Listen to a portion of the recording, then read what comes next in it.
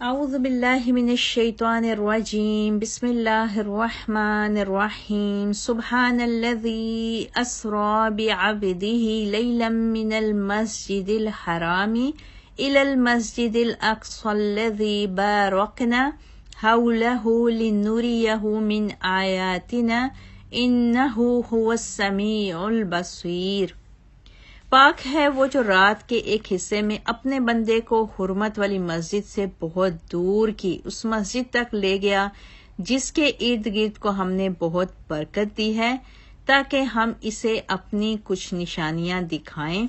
بے شک وہی سب کچھ سننے والا ہے، سب کچھ دیکھنے والا ہے۔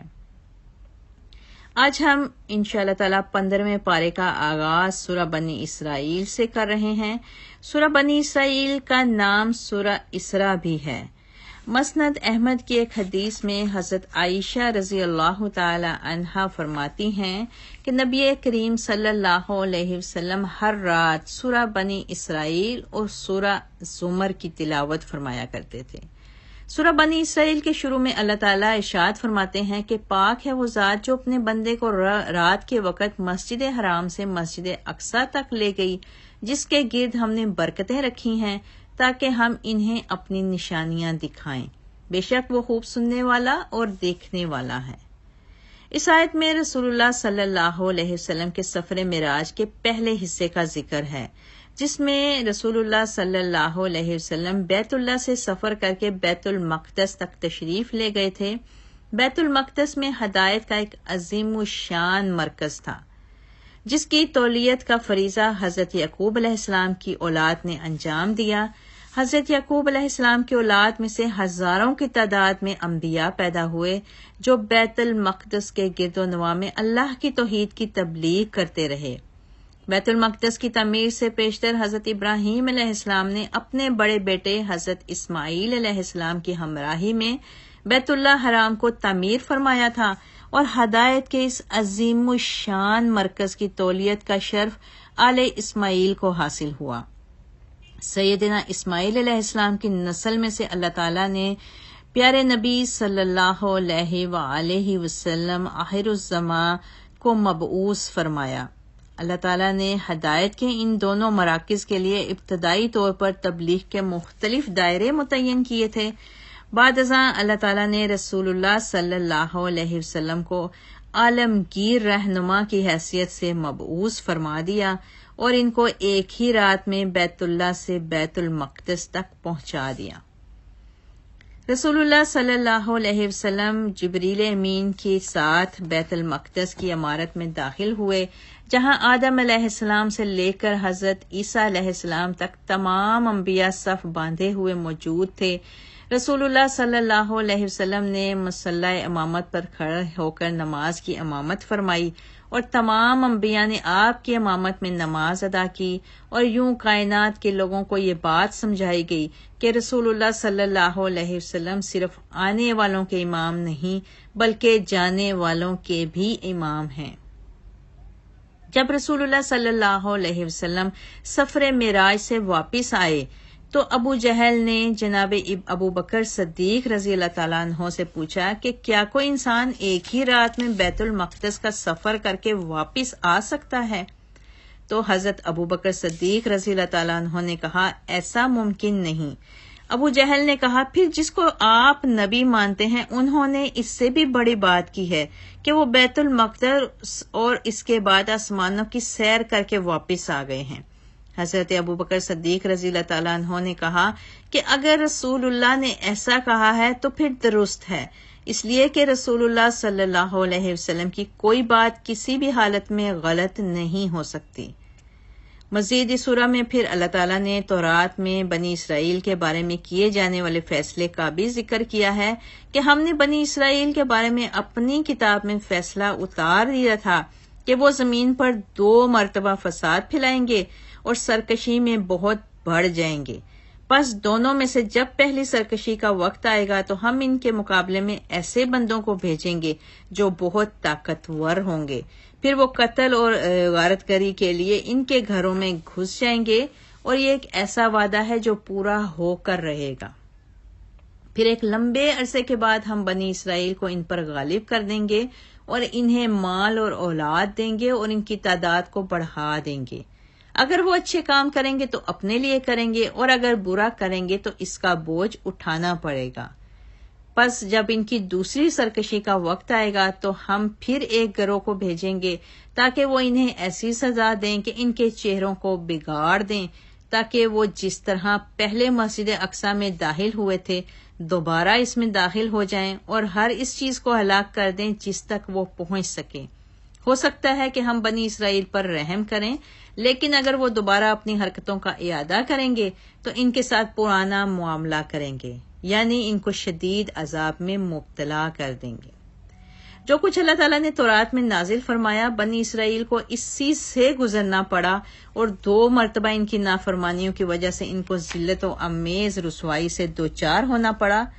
اس واقعہ میں قوموں کے عروج و زوال کا پورا سبب بیان کر دیا گیا ہے کہ جب کوئی قوم اللہ کی فرما برداری کرتی ہے تو اللہ تعالیٰ اس قوم کو زمین پر حکومت عطا فرماتے ہیں، اور جب کوئی قوم نافرمانی کے راستے پر چل پڑتی ہے تو اللہ تعالیٰ اس کے دشمنوں کو اس پر غالب فرما دیتے ہیں۔ مزید اس بارے میں اللہ تعالیٰ نے یہ بھی بتایا کہ یہ قرآن مجید نیک اعمال کرنے والے مومنوں کے لیے بشارت ہے، اور جو لوگ آخرت پر ایمان نہیں رکھتے ان کے لیے دردناک عذاب ہے۔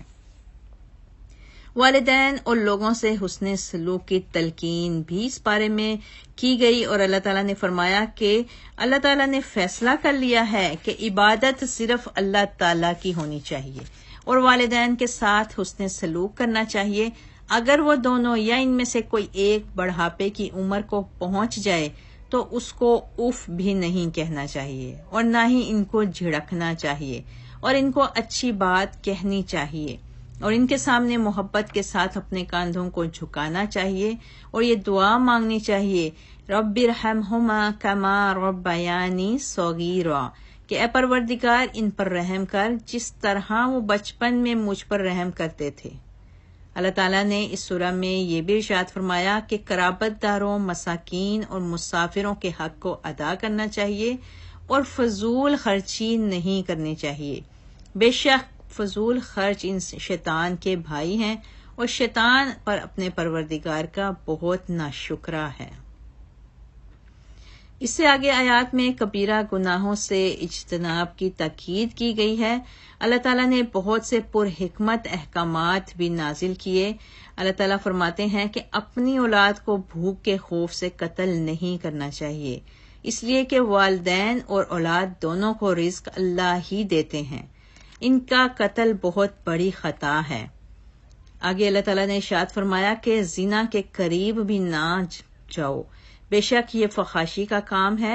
اس کے بعد اللہ تعالیٰ نے قتل ناحق کی بھی مذمت کی ہے، اور آگے فرمایا کہ یتیم کے مال کے قریب نہ جایا کرو یہاں تک کہ وہ جوان ہو جائیں، اور پھر کہا کہ وعدوں کو پورا کرو، بے شک وعدوں کے بارے میں سوال ہوگا۔ اسی طرح اللہ نے پورا تولنے کا بھی یعنی عدل انصاف کا حکم دیا۔ اللہ تعالیٰ فرماتے ہیں کہ ایسی بات کی پیروی مت کرو جس کا تمہیں علم نہیں، بے شک کان، آنکھ اور دل بھی اللہ کے سامنے جواب دہ ہیں۔ پھر اگلی آیات میں اللہ تعالیٰ فرماتے ہیں کہ زمین پر اکڑ کے مت چلو، بے شک تم زمین کو چیر نہیں سکتے اور نہ زمین پر چلتے ہوئے پہاڑ تک پہنچ سکتے ہو۔ آگے اس صورت میں اللہ تعالیٰ نے ان کافروں کا بھی ذکر کیا ہے کہ جو خود تو بیٹیوں کو زندہ درگور کر دیتے تھے اور ان کی پیدائش کو اپنے لیے باعث عار سمجھتے تھے، لیکن دوسری طرف کہتے تھے کہ اللہ نے فرشتوں کو اپنی بیٹیاں بنایا ہوا ہے۔ یعنی ایک تو اللہ کی اولاد بناتے تھے اور اس کے بعد اولاد بھی وہ بناتے جس کو خود قبول کرنے پر تیار نہیں ہوتے تھے، جس کو اپنے لیے عار سمجھتے تھے۔ اللہ تعالیٰ نے ان کی مذمت کرتے ہوئے کہا کہ کیا تمہارے رب نے تمہارے لیے بیٹے مخصوص کر دیے ہیں اور اپنے لیے فرشتوں کو اپنی بیٹیاں بنا لیا ہے؟ حقیقت یہ ہے کہ تم ایک بہت بڑی بات کہہ رہے ہو۔ اللہ تعالیٰ نے آخرت کے تصور کو بھی اس بارے میں اجاگر کیا اور فرمایا کہ چاہے تم پتھر بن جاؤ چاہے لوہا، اللہ تعالیٰ دوبارہ انسانوں کو زندہ فرمائے گا۔ کافر حیران ہو کر پوچھنے لگے کہ ہمیں کون زندہ کرے گا؟ اللہ تعالیٰ فرماتے ہیں کہ جس نے تمہیں پہلی مرتبہ پیدا کیا تھا، پھر وہ مزید سوال کرتے ہیں کہ ایسا کب ہوگا؟ تو اللہ تعالیٰ ارشاد فرماتے ہیں کہ جلد ہی یہ سب کچھ رونما ہونے والا ہے۔ مزید اس بارے میں اللہ تعالیٰ نے بتایا کہ قرآن میں شجر ملعونہ یعنی زقوم کے درخت کے ذریعے اللہ کافروں کو ڈراتے ہیں، لیکن یہ چیز ان کی سرکشی کو اور بڑھا رہی ہے۔ حضرت عبداللہ بن عباس رضی اللہ تعالیٰ عنہ بیان فرماتے ہیں کہ جب کفار قریش کو ڈرانے کے لیے رسول اللہ صلی اللہ علیہ وسلم نے زقوم کے درخت کا ذکر کیا تو ابو جہل نے کہا، اے اہل قریش، وہ زقوم کا درخت جس سے تمہیں محمد ڈرا رہے ہیں، جانتے ہو وہ کیا ہے؟ لوگوں نے کہا نہیں، تو اس نے کہا وہ یثرب کے اجوا کھجور ہے جسے مکھن کے ساتھ کھایا جاتا ہے، اللہ کی قسم اگر ہمیں وہ مل جائے تو ہم اسے خوب کھائیں۔ مزید آگے اللہ تعالیٰ نے بتایا کہ قیامت کے دن اللہ تعالیٰ ہر شخص کو اس کے امام کے نام سے بلائیں گے، یعنی جس کی پیروی انسان اس دنیا میں کرتا ہے اسی کی نسبت سے انسان کو بلایا جائے گا۔ اس سورہ میں فجر کے وقت قرآن مجید کی تلاوت کا بھی ذکر کیا گیا کہ اس وقت قرآن مجید کی تلاوت کرنا باعث برکت ہے اور اس وقت فرشتے قرآن سننے کو حاضر ہوتے ہیں۔ سبحان اللہ۔ نماز تہجد کی فضیلت بھی بتائی گئی اور کہا گیا کہ اللہ تعالیٰ نے نبی کریم صلی اللہ علیہ وسلم کو تہجد کی نماز ادا کرنے کا حکم دیا کہ یہ نماز نبی صلی اللہ علیہ وسلم پر امت کے مقابلے میں لازمی تھی، اور اس کا سبب یہ بتایا کہ اللہ تعالیٰ نبی کریم صلی اللہ علیہ وسلم کو قیامت کے روز مقام محمود عطا فرمائیں گے۔ اللہ تعالیٰ نے اپنے حبیب صلی اللہ علیہ وسلم کو یہ بھی فرمایا کہ آپ کہہ دیجئے کہ حق آ گیا اور باطل مٹ گیا، بے شک باطل تو مٹنے کی چیز تھی۔ یعنی اس آیت میں اللہ تعالیٰ نے رسول اللہ صلی اللہ علیہ وسلم کو بشارت دی ہے کہ مکہ فتح ہوگا، توحید کا پرچم پھر لہرائے گا اور شرک کا جھنڈا سرنگوں ہوگا۔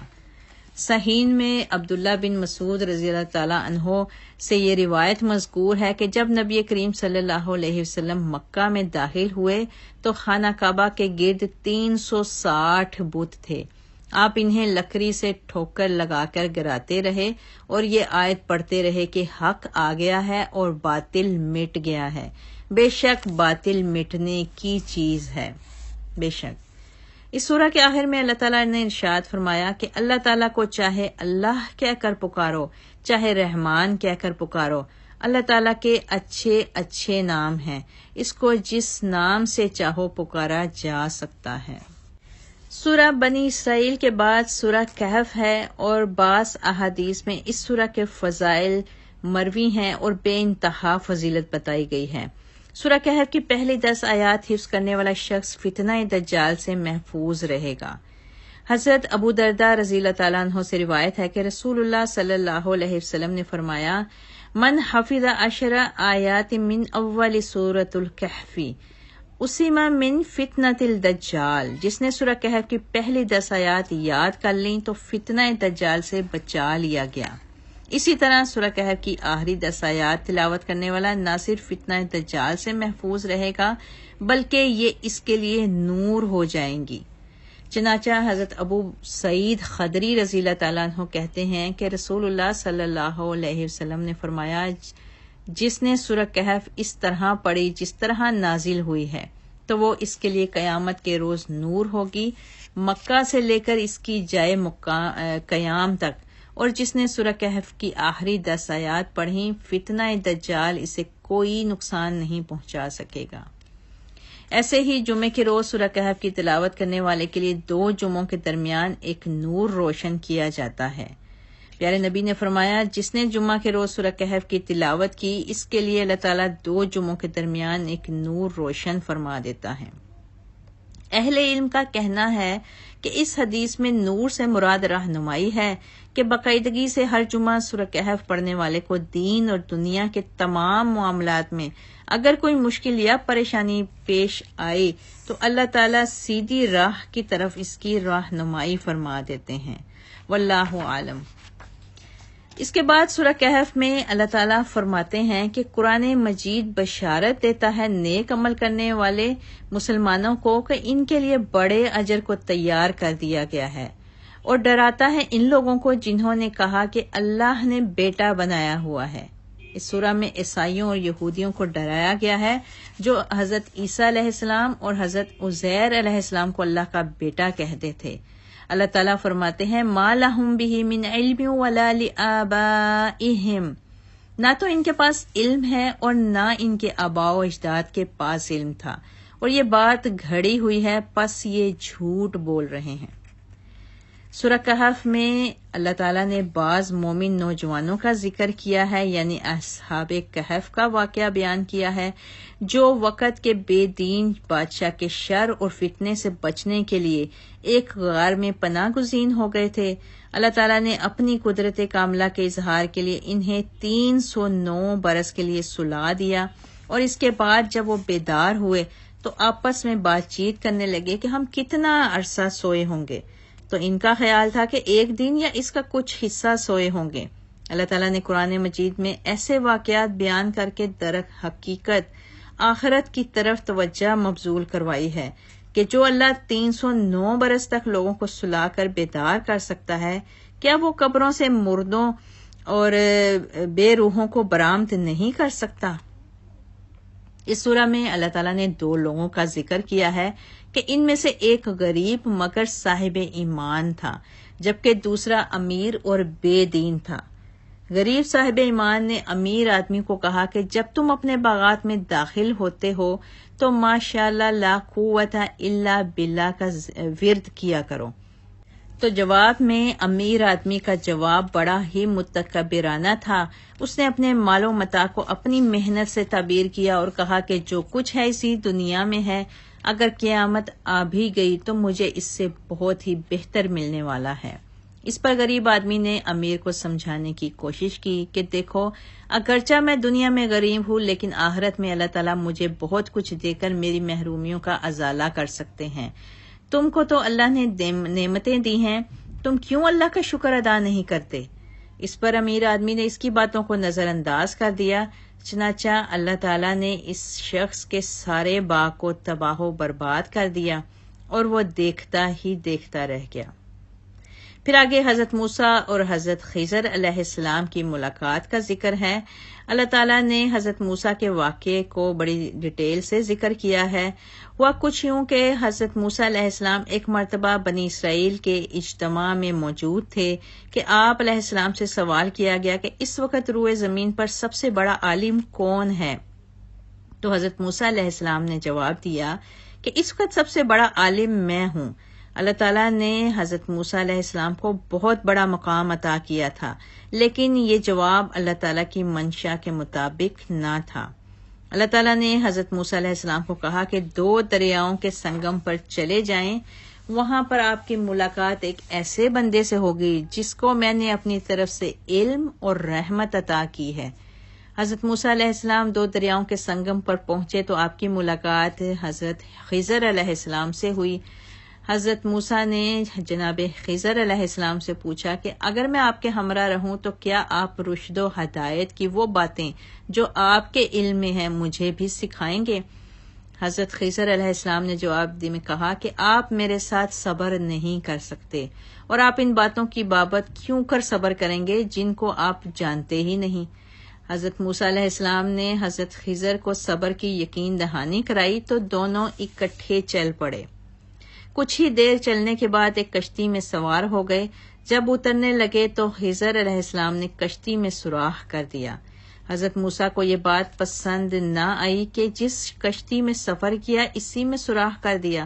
آپ نے کہا کہ آپ نے یہ کام کیوں کر دیا؟ حضرت خضر علیہ السلام نے کہا کہ کیا میں نے آپ کو نہیں کہا تھا کہ آپ میرے ساتھ صبر نہیں کر سکتے؟ حضرت موسیٰ نے کہا کہ آپ میرے بھول جانے پر مواخذہ نہ کریں اور نہ میرے سوالات پر تنگی محسوس کریں۔ حضرت خضر اور حضرت موسیٰ پھر چل دیے۔ آگے جا کر ایک خوبصورت بچہ نظر آیا۔ حضرت خضر نے بچے کو قتل کر ڈالا۔ حضرت موسیٰ سے پھر نہ رہا گیا تو آپ نے پھر حضرت خضر کے عمل پر اعتراض کیا۔ حضرت خضر علیہ السلام نے حضرت موسیٰ سے کہا کہ کیا میں نے آپ کو نہیں کہا تھا کہ آپ میرے ساتھ صبر نہیں کر سکتے؟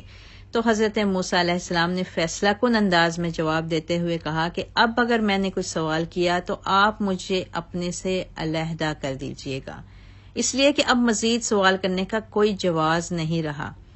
حضرت خضر اور حضرت موسیٰ علیہ السلام اکٹھے آگے بڑھتے ہیں، حتیٰ کہ ایک بستی میں جا پہنچتے ہیں۔ بستی کے لوگ بڑے بے مروت تھے، انہوں نے دو معزز مہمانوں کی کوئی خاطر تواضع نہ کی۔ اس بستی میں ایک جگہ دیوار گری پڑی تھی۔ حضرت خضر علیہ السلام اس گری ہوئی دیوار کی تعمیر نو کرنا شروع کر دیتے ہیں۔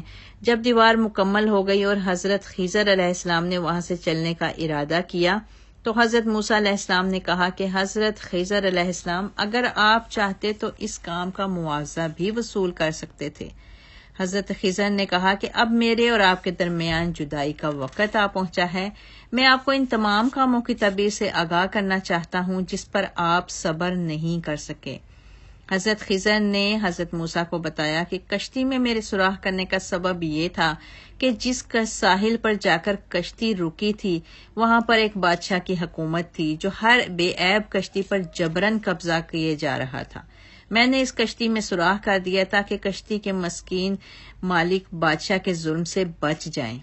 جس خوبصورت بچے کو میں نے قتل کیا وہ بڑا ہو کر اپنے والدین کے ایمان کے لیے خطرہ بننے والا تھا۔ اس کی موت کے بعد اللہ تعالیٰ اس کے بدلے اس کے والدین کو ایک صالح بچہ عطا فرمانے والے ہیں۔ جہاں تک تعلق ہے دیوار کی تعمیر نو کا تو وہ دیوار ایک ایسے گھر کی تھی جو بستی کے دو یتیم بچوں کی ملکیت تھی جن کا باپ نیک آدمی تھا اور ان کے گھر کے نیچے خزانہ دفن تھا، اور مالک کائنات چاہتا تھا کہ بچے جوان ہو جائیں اور بڑے ہو کر اپنے خزانے کو نکال لیں، اور جو کچھ بھی میں نے کیا اپنی مرضی سے نہیں بلکہ بِإِذْنِ اللہ، اللہ کے حکم پر کیا۔ یہ واقعہ اس بات کی دلیل پیش کرتا ہے کہ مکمل علم اللہ کی ذات کے پاس ہے اور وہ جتنا کسی کو دینا چاہتا ہے دے دیتا ہے۔ چنانچہ اگرچہ حضرت موسیٰ علیہ السلام اولو العزم رسول تھے لیکن اللہ نے بعض معاملات کا علم صرف حضرت خضر علیہ السلام کو عطا فرما دیا جس سے حضرت موسیٰ علیہ السلام باخبر نہ تھے۔ اس سے آگے اس سورہ کہف میں اللہ تعالیٰ نے چوتھا واقعہ حضرت ذوالقرنین کا ذکر کیا ہے کہ حضرت ذوالقرنین ایک نیک بادشاہ تھے۔ انہوں نے اللہ کی توحید کی حکمرانی کے لیے بے مثال جدوجہد کی تھی۔ اس سورہ میں اللہ تعالیٰ نے حضرت ذوالقرنین کے 3 سفروں کا ذکر کیا جن میں سے ایک سفر انہوں نے مشرق کی طرف کیا اور ایک سفر مغرب کی طرف کیا۔ اس کے علاوہ بھی آپ نے ایک سفر ایسی بستی کی طرف کیا جس کے رہنے والے 2 پہاڑوں کی ایک سمت میں رہتے تھے جبکہ یاجوج اور ماجوج پہاڑوں کی دوسری طرف رہتے تھے۔ اس بستی کے لوگ یاجوج اور ماجوج سے تنگ تھے۔ بستی کے لوگوں نے جناب ذوالقرنین سے درخواست کی کہ یاجوج اور ماجوج کے فتنے سے بچنے کے لیے ان کی مدد کی جائے۔ ذوالقرنین نے بستی کے لوگوں کو یاجوج اور ماجوج کے شر سے بچانے کے لیے 2 پہاڑوں کے درمیان دامن میں لوہے کی متعدد چادروں کو کھڑا کر کے ان کے درمیان تانبے کو پگھلا کر یاجوج اور ماجوج کو پہاڑوں کے دوسری طرف بند کر دیا تھا۔ سورہ کہف کے آخر میں لذت دنیا میں گرفتار افراد کا انجام بتایا گیا ہے۔ اللہ تعالیٰ نے اپنی توانائیوں کو دنیا کی زیب و زینت کے لیے وقف اور صرف کرنے والے لوگوں کے اعمال کو بدترین اعمال قرار دیا جبکہ وہ گمان کرتے ہیں کہ وہ بہترین کاموں میں مشغول ہیں۔ اللہ تعالیٰ کہتے ہیں کہ ایسے لوگ میری ملاقات اور نشانیوں کا انکار کرنے والے ہیں اور ایسے لوگوں کے اعمال برباد ہو جائیں گے اور قیامت کے دن ان کا کوئی وزن نہیں ہوگا۔ اور آخر میں اللہ تعالیٰ نے اپنے نبی سے مخاطب ہو کر کہا کہ اے نبی کہو کہ اگر سمندر میرے رب کی باتیں لکھنے کے لیے روشنائی بن جائے تو وہ ختم ہو جائے مگر میرے رب کی باتیں ختم نہ ہوں، بلکہ اگر اتنی ہی روشنائی ہم اور لے آئیں تو وہ بھی کفایت نہ کرے۔ سبحان اللہ، سبحان ربک رب العزت عما یصفون والسلام علی المرسلین والحمد للہ رب العالمین وما علینا الا البلاغ اللہم بلغنا رمضان، آمین۔